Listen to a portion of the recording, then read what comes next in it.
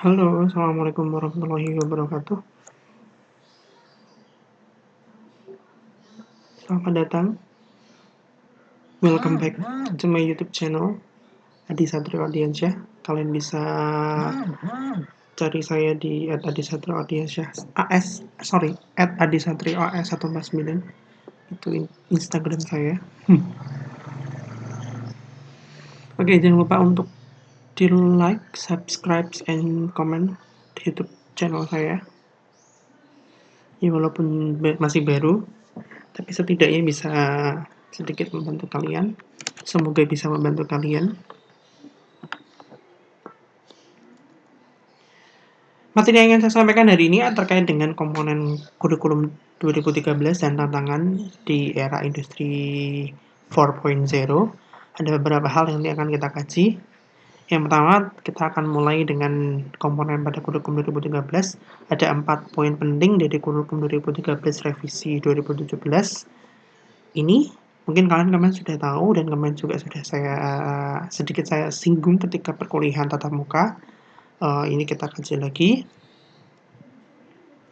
Ada 4 poin. Yang pertama ada pendidikan karakter, kemudian ada kompetensi atau keterampilan 4C, literasi, dan juga higher order thinking skill atau HOTS. Hari ini yang kita kaji cukup pendidikan karakternya saja. Untuk literasi, keterampilan 4C, dan HOTS akan kita kaji pada video vlog selanjutnya. Oke. Penguatan pendidikan karakter merupakan salah satu hal yang menjadi perbincangan dan diharapkan dapat terrealisasi pada pelaksanaan kurikulum 2013. Sebenarnya apa sih pendidikan karakter? Nah, silakan kalian bisa searching di internet. Kemudian kenapa sih pendidikan karakter harus diintegrasikan dalam pembelajaran, khususnya dalam pembelajaran matematika? Silakan searching lagi. Yang terakhir, bagaimana mengintegrasikan pendidikan karakter pada pembelajaran matematika? Oke, ada 3 pertanyaan. Silakan di searching nanti. Jika kalian sudah menemukan, silakan nanti disampaikan di forum diskusi yang sudah disediakan dalam platform Google Classroom, atau nanti bisa kita diskusikan di WhatsApp group.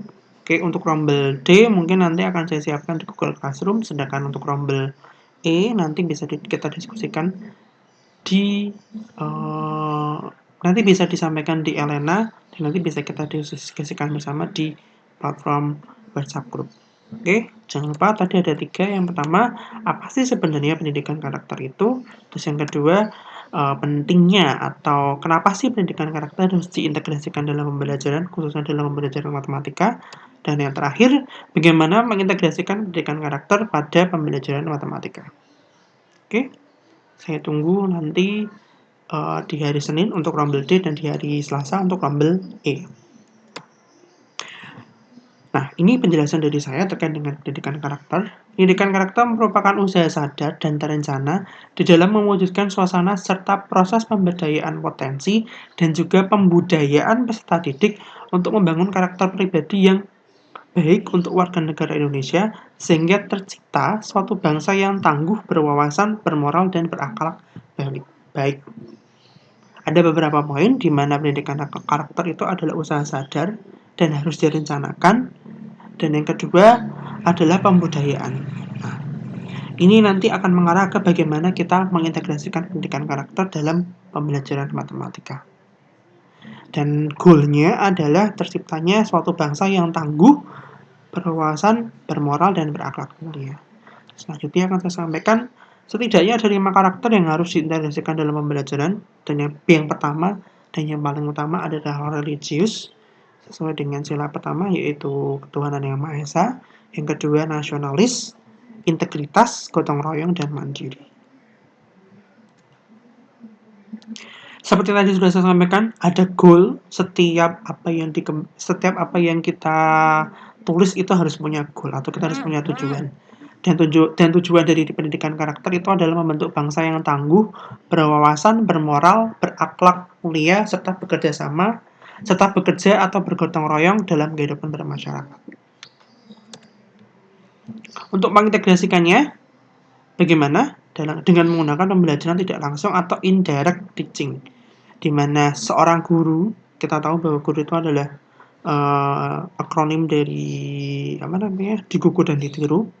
Jadi pendidikan karakter itu dapat dilaksanakan secara tidak langsung dengan menerapkan keteladanan atau pembiasaan atau budaya atau membudayakan budaya sekolah dengan memperhatikan karakteristik mata pelajaran serta kebutuhan dan kondisi peserta didik.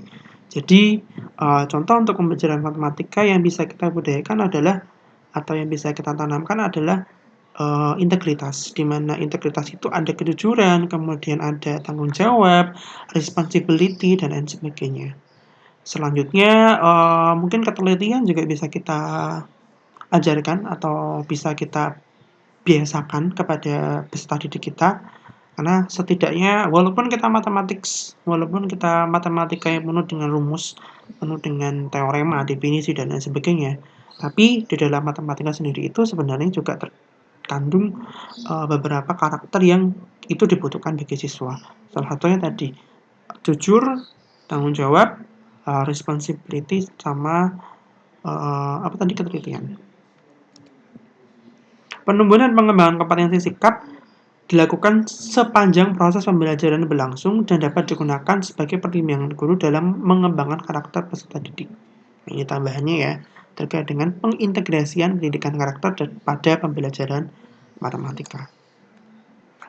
Untuk ketiga komponen tadi sudah saya sampaikan bahwa nanti akan disampaikan melalui video vlog yang selanjutnya, dan kalian pastinya sudah melakukan analisis artikel terkait dengan literasi matematika, higher order thinking skill, dan keterampilan 4C yang isinya itu ada creative thinking, ada critical thinking, ada komunikatif, dan kolaboratif. Untuk selanjutnya, kita akan mengkaji apa saja sih sebenarnya tantangan bagi seorang guru untuk mendidik peserta didik di era revolusi industri 4.0. Nah, apa aja kira-kira? Lagi-lagi, silakan kalian searching, kemudian kalian cari apa saja keterampilan atau kompetensi atau kualifikasi yang harus dimiliki siswa pada era revolusi industri 4.0. Karena jelas berbeda. Apa yang dulu saya butuhkan, apa yang dulu kalian butuhkan, dan nanti apa yang dibutuhkan siswa-siswa kalian untuk bisa dalam tanda petik hidup di zaman yang semakin modern ini. Yang jelas kalau dulu yang penting saya setidaknya ya bisa menghitung, itu sudah cukup. Tapi kalau sekarang kan kalian tidak hanya sekedar menghitung, tapi kalian juga bisa mengoperasikan laptop, kemudian smartphone, dan lain sebagainya dengan segala macam aplikasi-aplikasi yang dibutuhkan. Kalau dulu saya setidaknya tahu, tapi kalau sekarang kalau kalian mungkin harus bisa. Nah, besok kalau peserta didik kalian, apa saja keterampilan, kompetensi, dan juga kualifikasi yang harus dimiliki oleh peserta didik kalian. Silakan di-setting, nanti silakan disampaikan di Google Classroom atau di platform yang lain. Nanti akan saya berikan pengarahan, secara langsung melalui Komting. Untuk Rombel D nanti saya akan menyampaikannya ke saudara Maidila, sedangkan di Rombel E nanti akan saya sampaikan melalui Riza Mahendra. Yang jelas kemungkinan nanti untuk Rumble D itu di Google Classroom, sedangkan di Rumble E nanti menggunakan Learning Management System yang Elena. Oke, ini ada beberapa hal yang sudah saya dapatkan atau beberapa pendapat ahli. Ada 6 yang saya cari. Ini yang pertama ada Prifty et al. Yang saya lihat di artikelnya beliau. Di artikel beliau yang berjudul A Competency Model for Industry 4.0 Employees. Ini artikel tahun 2017. Yang kedua ada Benesova and Tupa di artikelnya tahun 2017 yang berjudul Requirements for Education and Qualification of People in Industry 4.0. Yang ketiga Hecklow et al. Tahun 2016 dalam artikel yang berjudul Holistic Approach for Human Resource Management in Industry 4.0. Oke, ini sekalian saya ganti aja. Holistic Industry maaf. Malah R hilang. Yang selanjutnya dari Malik 2019 menyebutkan dalam artikel Creating Competitive Advance Through Basic Capital Strategic Humanity in the Industrial Age 4.0. Ini yang dari bahasa Inggris ada 4. Yang dua saya mengambil dari artikel nasional yang dibuat oleh Swardana di tahun 2017 pada artikel Revolusi Industri 4.0 berbasis revolusi mental. Dan yang terakhir dari Sebekti et al. Tahun 2018 mengembangkan literasi informasi melalui belajar kehidupan terintegrasi STEM atau Science, Technology, Engineering, and Mathematics untuk menyiapkan calon guru sains dalam menghadapi era revolusi industri 4.0. Review literatur. Ya, mungkin ini bisa kalian ini yang jujur ini yang sebenarnya masih saya kaji dan saya kaji di di prodi pendidikan matematika apa yang harus saya kembangkan, apa yang harus kalian miliki sehingga saya harus mengembangkan beberapa model pembelajaran kemudian dan lain sebagainya termasuk yang sedang saya teliti untuk di Kapita Selekta Matematika ini. Oke, ini penjelasannya dari masing-masing artikel. Yang pertama kita mulai dari Prifty et al. 2017 menyebutkan bahwa ada beberapa kompetensi yang harus dimiliki. Yang pertama ada decision making, collaborating, communicating, IT skill, literacy, problem solving, critical thinking, creativity, and flexibility. Jadi ada kemampuan untuk membuat keputusan, kemudian kemampuan untuk berkolaborasi, berkomunikasi, keterampilan IT, kemudian literasi, pemecahan masalah, berpikir kritis, kreativitas, dan fleksibilitas. Ada cukup banyak. Selanjutnya ini penjelasan dari Prifty et al. Di mana dia menyebutkan number of paper mentioning. Jadi dia membuat angket atau kuesioner. Kemudian inilah hasilnya. Yang paling dibutuhkan yang paling pertama itu adalah communicating with people.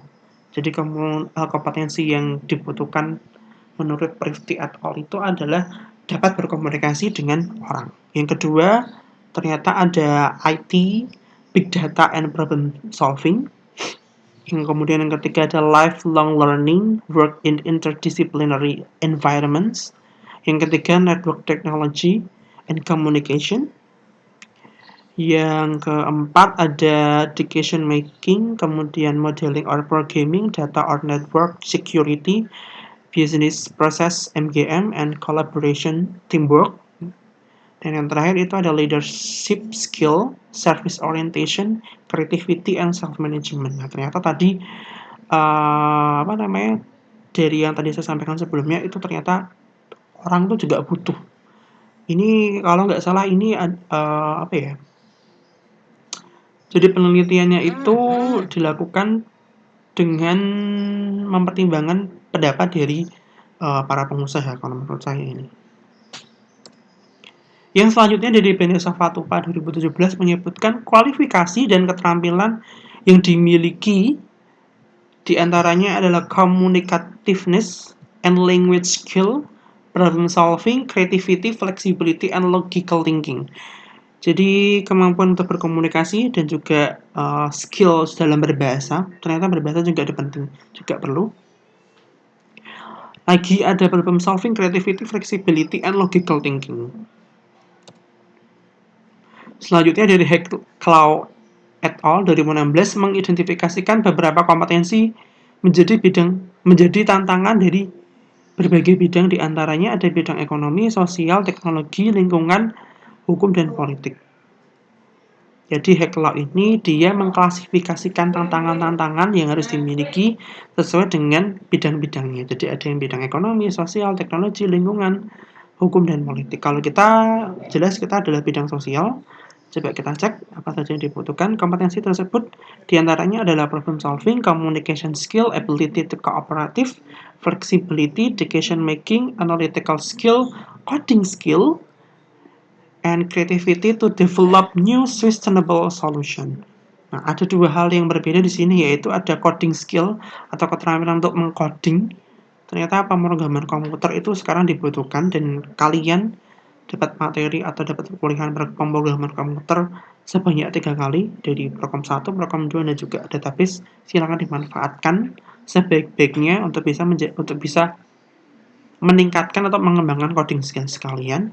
Dan terakhir itu bukan sekedar creativity, tapi ternyata creativity to develop new sustainable solution. Jadi kreativitas untuk mengembangkan solusi yang sustainable. Apa ya? Sustainable itu hubungannya dengan environment. Jadi berhubungan sekali dengan kelangsungan hidup kita semua di bumi ini. Nah, ini visualisasi model kompetensi yang dikemukakan oleh Hekla et al. Pada 2016. Tadi ada social competence, ada methodological competence, ada technical competence, sama personal competence. Nah, di sini ada semua. Silakan nanti dibaca-baca lagi. Kalau yang social competence jelas tadi ada language skill, communication skill, dan lain sebagainya. Kemudian kalau methodological competence, belibet.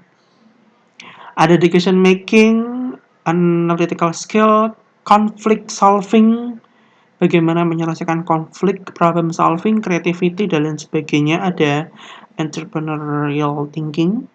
Kemudian personal competence, jelas flexibility atau orang-orang yang fleksibel itu dibutuhkan, dan ability to work under pressure ternyata.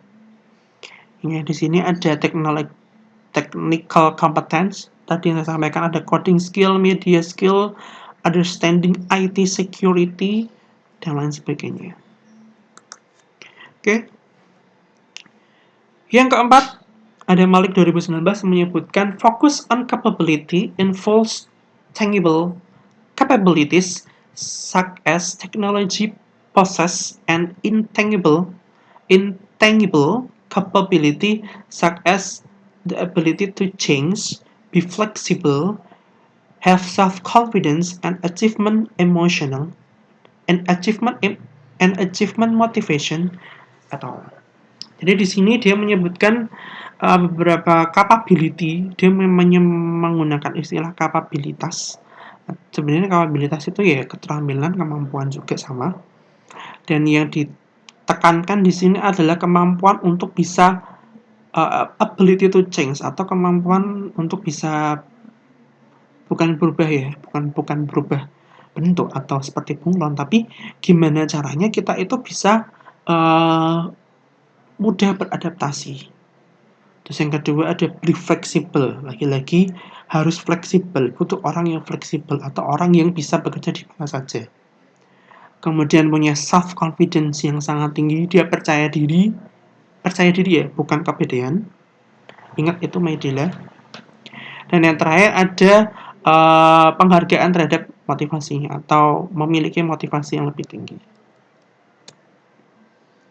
Nah, ini yang dua artikel Indonesia menyebutkan bahwa revolusi mental diimbangi dengan sistem pendidikan dan peningkatan potensi diri melalui pelatihan untuk menyikapi era globalisasi yang berwatak revolusi industri 4.0, di mana dalam era ini diperlukan literasi baru dengan menggunakan analisa data secara menyeluruh serta membuat konklusi agar terkait dengan kemampuan komunikasi, kolaborasi, berpikir kritis, kreatif, dan inovatif.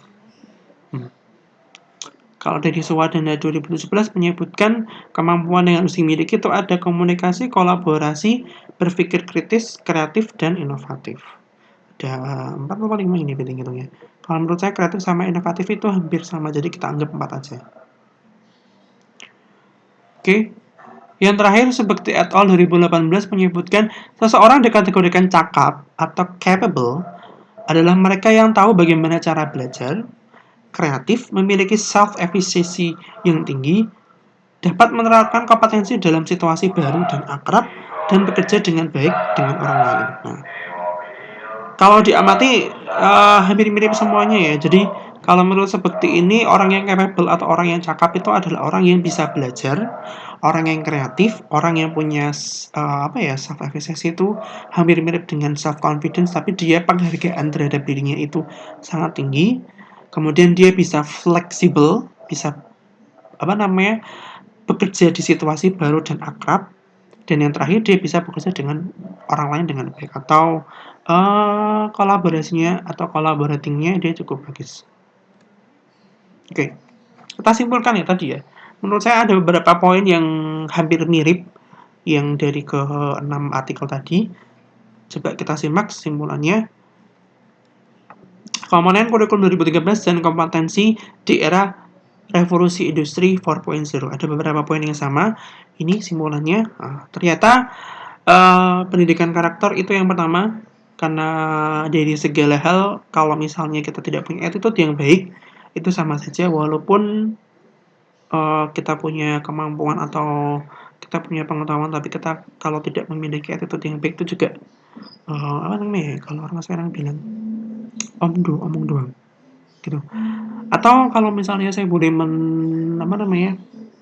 mengutip quote-nya Prof. Hardy Suyitno, knowledge is a power, but attitude is more. But character is more. Sorry, knowledge is a power, but character is more. Jadi pengetahuan itu memang kekuatan, tapi pengetahuan itu adalah kekuatan kita, tapi karakter itu lebih dari kekuatan. Karakter itu lebih dari pengetahuan kita. Yang kedua ada kreativitas, berpikir kritis, problem solving, komunikasi, dan kolaboratif. Dan yang terakhir, yang paling penting itu adalah literasi, karena literasi itu dasar dari semuanya tadi kecuali yang pendidikan karakter. Jadi kita mau kreatif, kalau mau jadi orang yang kreatif, mau jadi orang yang berpikir kritis, problem solving, itu yang paling dasar adalah kita harus memiliki literasi yang bagus. Karena ya kita tahu sekarang ini banyak sekali hoax atau ujaran kebencian dan lain sebagainya. Kalau misalnya kita tidak menelisik terlebih dahulu kebenarannya atau kita tidak memiliki kemampuan literasi yang cukup baik, itu ya akan terjadi banyak hal yang tidak kita inginkan. Oke. Terakhir tambahannya ternyata ada technological skill, tadi yang sudah saya sampaikan, ada coding skill dan IT skill juga menjadi sorotan dalam perkembangan revolusi industri 4.0. Ya, selain tadi ke 1, 2, 3, 4, 5, 6 tambah 1 literasi, ternyata ada 2 tambahan lagi yaitu coding skill dan IT skill yang merupakan sorotan, yang menjadi sorotan dalam pengembangan revolusi industri 4.0 sebagai technological skill. Oke, itu ya yang bisa saya sampaikan. Apa yang perlu kita lakukan? Kalian sebagai calon guru, apa sih yang perlu dilakukan? Yang pertama adalah melaksanakan proses pembelajaran yang berorientasi pada pengembangan kompetensi dan keterampilan yang sesuai dengan yang diharapkan oleh kurikulum 2013 dan yang dibutuhkan di era revolusi industri 4.0. Jadi ada 2 hal yang diharapkan oleh kurikulum 2013 kalian laksanakan dan yang dibutuhkan di era revolusi industri 4.0. Karena kalau kita ngajarnya cuma sekedar ngajar itu percuma gitu. Dan alasan kenapa saya minta kalian untuk membuat vlog itu juga karena next time kita nggak tahu, mungkin ya kita tahu aja ini sekarang sedang musim atau wabah pandemi COVID-19 itu online course, online learning itu sangat dibutuhkan sekarang karena kita tidak mungkin bisa bertemu, tidak mungkin bisa bertatap muka secara langsung, dan vlog itu adalah salah satu jalan yang mungkin nanti bisa kalian gunakan untuk bisa memberikan pembelajaran yang baik untuk siswa kalian. Oke, yang terakhir pesan saya jadilah pendidik yang baik. Dan sekian untuk materi hari ini. Jika ada yang masih ingin ditanyakan, nanti silahkan ditanyakan di WhatsApp grup yang sudah kita buat. Terima kasih. Sekian dari saya. Ini kontak saya, bisa kalian hubungi melalui @adisatrio_as149. Ini Instagram saya, jangan lupa follow saya juga. Dan yang terakhir, kalian bisa meng-email saya melalui adisatrio@mail.universitas.id. Terima kasih. Wassalamualaikum warahmatullahi wabarakatuh.